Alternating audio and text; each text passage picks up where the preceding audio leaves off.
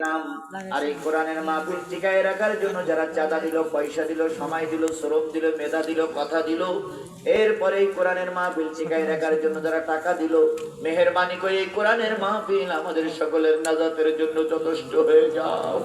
কবির জন্য জাহাজ তুলেছি, কত লোকের মা নাই, বাবা নাই, দাদা দাদি অন্ধকার কবরে শুয়ে গেছে, যাদের আপনজন কবরে শুয়ে গেছে, আল্লাহ তাদের কবর গুলোরে তুমি জান্নাতের টুকরা বানায় দাও, তাদের কবর গুলো তুমি জান্নাত দিয়ে ভরপুর করে দাও। যাদের মা বাপ এখনো বেঁচে আছে আল্লাহ, তাদের কান্না তুমি দয়া করে মায়া করে আমাদের খেদমতে সন্তুষ্ট হতে পারে তৌফিক দিয়ে দাও। ও আমার রব, ও আমার মালিক, আজকে যদি আল্লামা সাঈদী বেঁচে থাকতো, এই বসন্তের দিনটা দেখে তারা বড় খুশি হয়ে যেত। দীর্ঘদিন আল্লামা সাঈদী মন্ত্রী ছিল, দুইটা সেক্টরের দুইটা জায়গার মন্ত্রী ছিল, দীর্ঘদিন আমিরে জামাত ছিল। আল্লাহ দীর্ঘদিন তিনি অনেক বড় দায়িত্ব নিয়ে এই সমাজে কাজ করেছেন। তিনি যদি নিজের বাড়ি ঘরদোর করতে চাইতেন, হয়তো 2-4 তলা বাড়ি তিনি করতে পারতেন। আমি গভীর রজনীতে তার বাড়ি যেয়ে দেখেছি, আর যে খাটখানা তিনি এসে বসতেন, সেই খাটখানা ঘুরে ধরেছে। যে বেডশিটটায় বসতেন, যে তোশকের পরে বসতেন, তোশকটা ছেঁড়া গড়া অবস্থায় পড়ে আছে। ও মাবুদ, তিনি বিদেশে সফর করতেন, বিদেশে সফর করার পরে যে টাকাটা উৎপীড়িত হতো, সেটা সরকারি কোষাগারে জমা হতো। এরকম একজন নেতা যদি আমাদের সমাজে নেতৃত্ব দেয়, এই সমাজের কোনো মানুষ না খেয়ে থাকবে না। তাই তোমার কাছে দাবি করছি আল্লাহ, কোরআনের ভয়, তোমার ভয়, ইসলামের ভয় যাদের দিলের ভিতরে আছে, তাদেরকেই তুমি আমাদের নেতা বানায় দাও। আল্লাহ, আমার দেশটাকে তুমি একটা বারের জন্য কোরআনের দেশ বানায় দাও। আওয়ামী লীগের শাসন আমরা দেখেছি, জাতীয় পার্টির শাসন আমরা দেখেছি, বিএনপির শাসন আমরা দেখেছি, কোন ইসলামপন্থী দলের শাসন আমরা দেখি নাই।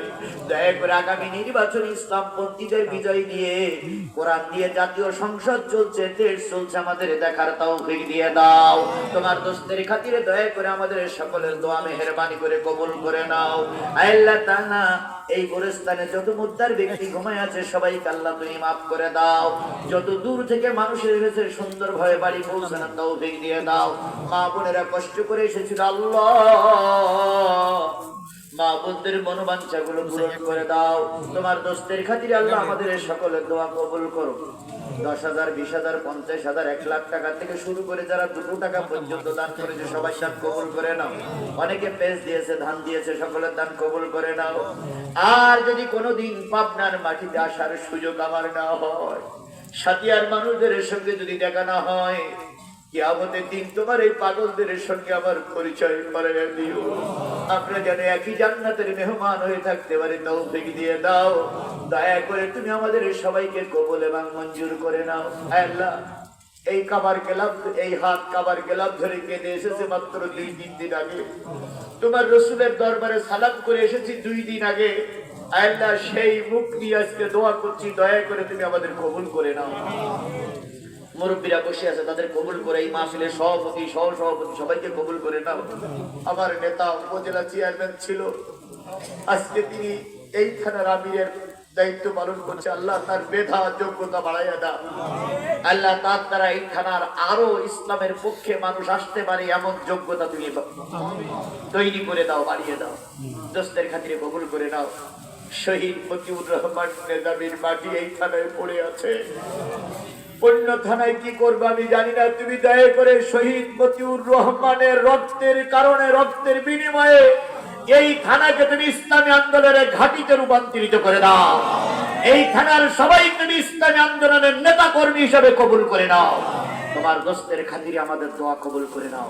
সুবহানা রাব্বিকা রাব্বিল ইজ্জাতি আম্মা ইয়াসিফুন ওয়া সালামুন আলাল মুরসালিন ওয়াল হামদুলিল্লাহি রাব্বিল আলামিন।